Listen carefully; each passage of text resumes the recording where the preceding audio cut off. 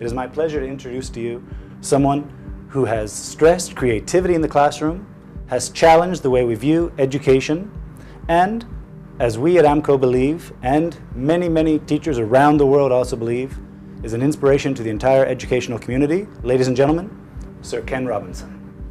Good afternoon. Great pleasure.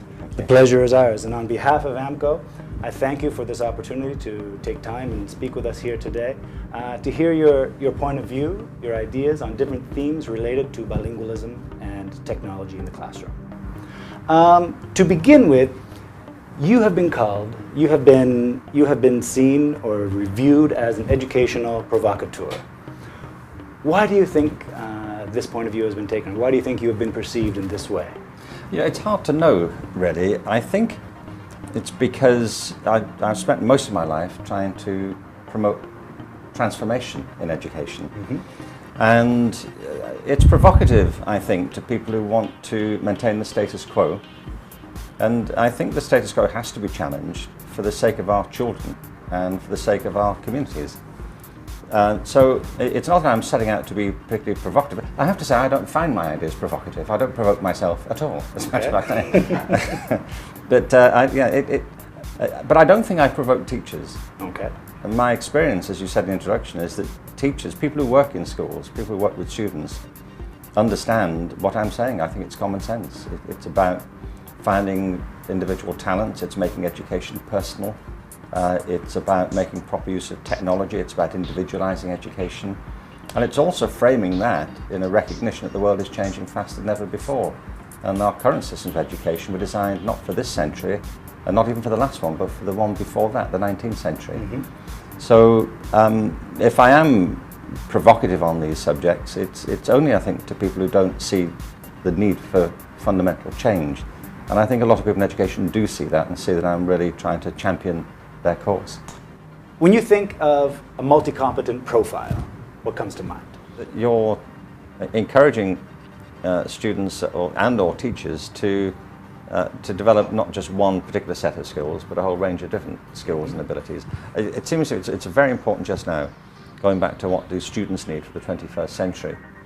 One of the great dangers, I think, in our current approach to standardizing education is that the inevitable consequence is that it's narrowing the curriculum. Aptitudes are, as I would describe them, are what are natural endowments.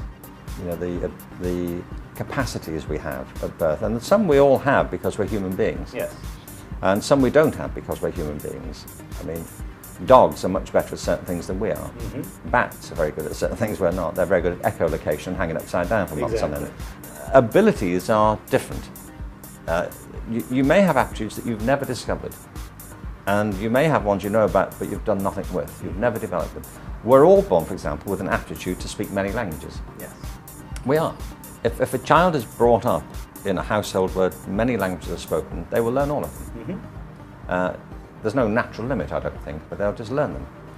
But if you're born in a household where one language is spoken, that's the one you learn, and then you struggle in your 20s to learn another one. Yeah.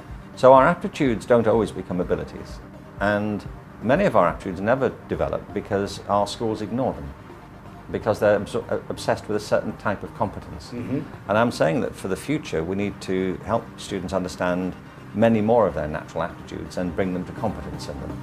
And the more competent they are in more areas, the more likely they are, I think, to have lives that are personally productive, and the more likely they are to be able to make a productive contribution to the world around them. Okay.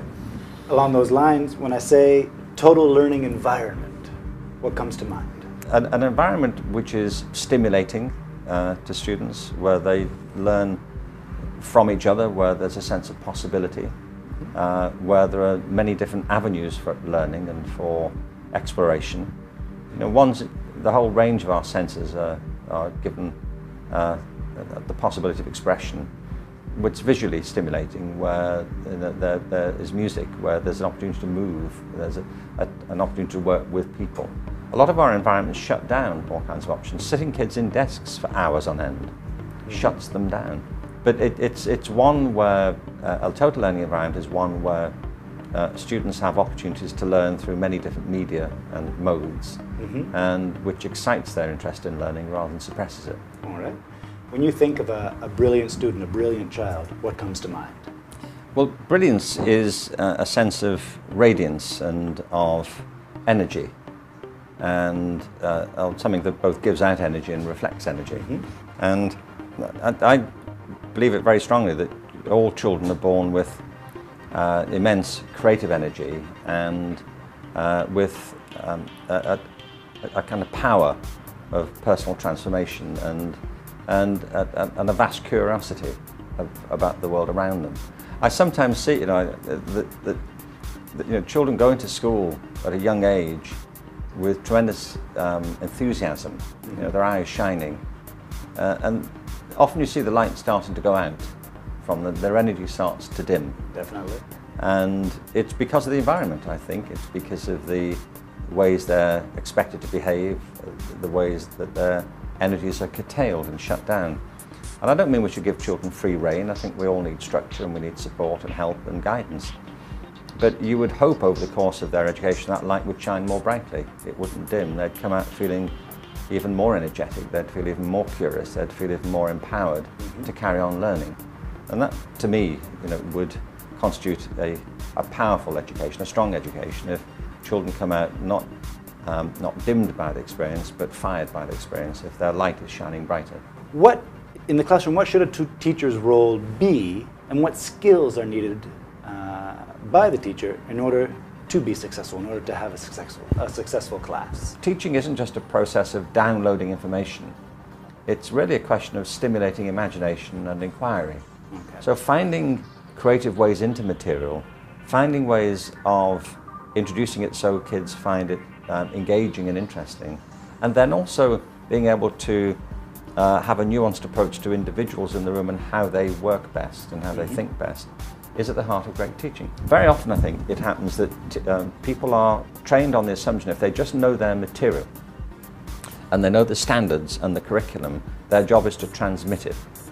And my view is that's not their role at all. It's to facilitate learning. I say the profession isn't about teaching, it's about learning. And knowing how to engage people in the material is more than half the job. Okay. In that, you mentioned the way we're teaching towards the 19th century.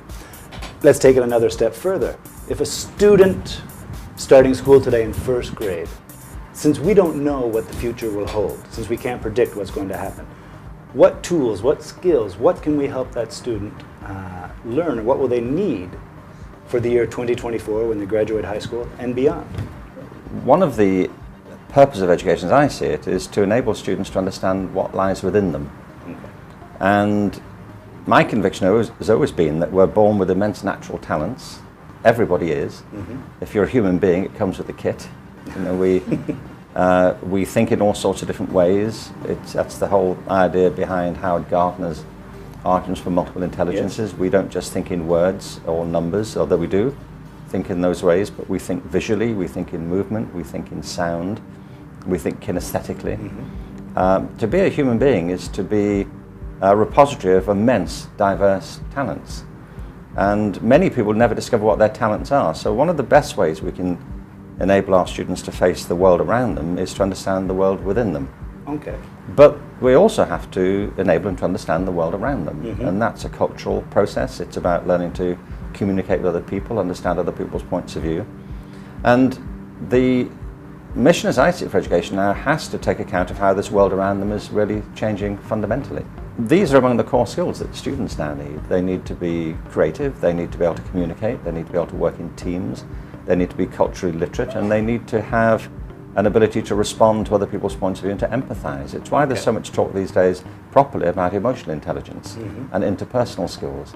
And a lot of our traditional forms of education have simply been aiming to fill students up with factual knowledge about this world outside, but the world is changing too quickly for that to serve them very well for very long. How do we integrate technology, which is now a part of every student's life? Students have it, parents have it. How do we integrate that into the classroom and still meet those needs without it taking over? Tools have always been a part of the evolution of human culture, and what we now have is a whole new generation of digital tools. What tends to happen, I think, is that institutions always lag behind the leading edge of technology, because it takes a generation of teachers a while to get the hang of these new tools. Meanwhile, our children are living with these new tools. They don't even think they're tools. I mean, they don't think of computers or cell phones as some fancy evolutionary development. They're just utilities. Somebody once said this. They said that technology is not technology if it happened before you were born. So I see them as integral to education. We should see their power and potential. But like all tools, they don't replace good education, they enhance it. I mean, I always think, for example, musical instruments are tools. Mm-hmm. You could go into a musical, a cupboard of musical instruments, and it's full of tools. A trombone is a tool, a guitar is a tool. But a room full of instruments doesn't make any music. They need musicians. They need to be in the correct hands. Yes, that's right. You need musicians who can, a box of paints doesn't produce a wonderful painting, a painter might. And I feel as with these tools, word processors don't produce great novels, but a writer might with them. And great technologies don't produce great education, but great educators could. And I think part of the answer here is that we need to engage our children in designing their own learning programs collaboratively with the teachers, because the teachers may know many things that our kids need to understand, but our children often have a much better grasp of the learning potential of the tools that they have in their hands because they're used to them. They're more intuitive. Mm-hmm. Alongside that, we need to help teachers understand them by giving them tools which are directed to educational purposes, so they can begin to see how these tools can be used more effectively, because they may of themselves not really have had the time to find out. So then, along those lines, how is technology helping to maximize, or how can technology help maximize the time in class without minimizing the role of the teacher? Is to radically individualize education. Mm-hmm.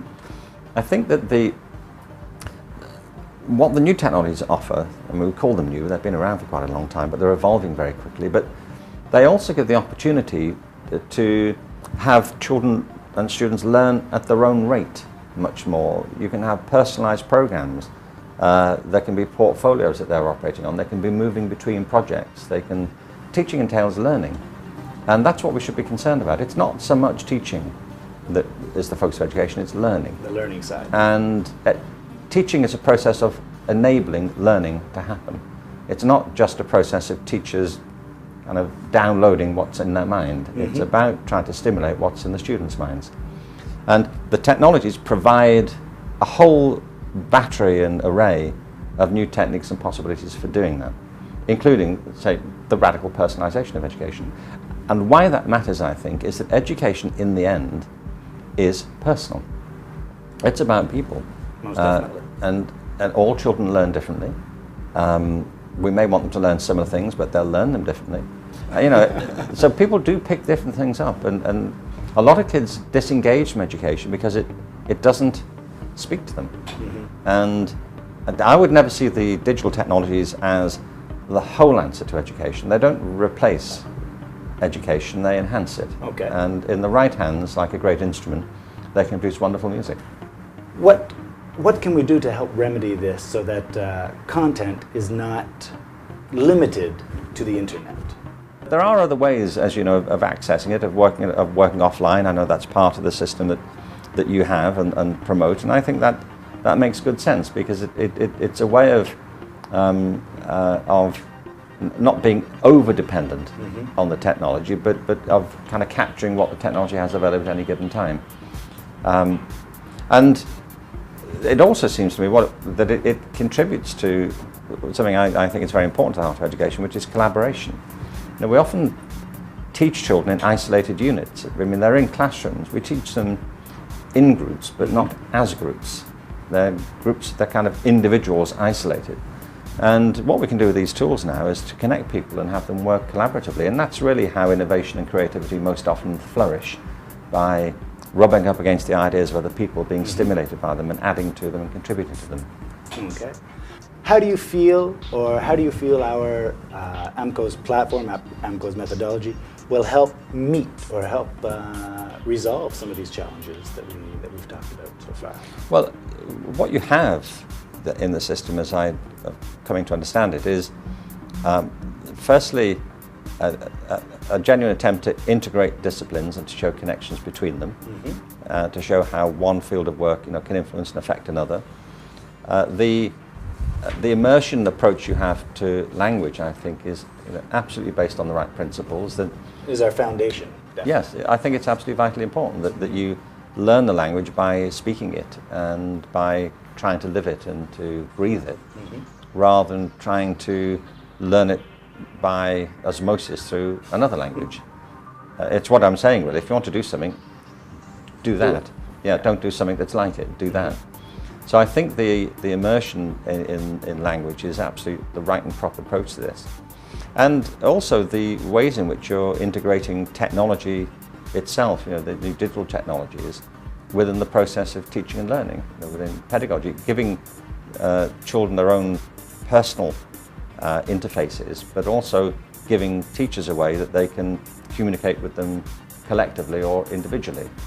And I think what you're also doing here is for teachers who are uneasy or unfamiliar with digital technologies, you're giving them a platform and a series of scaffoldings as well to give them some confidence and security in the techniques and support. Literally that, some support, so they're not just feeling they're floundering around in open space, but they've got some footholds here, some techniques they can use, which will give them the confidence to develop more skills of their own.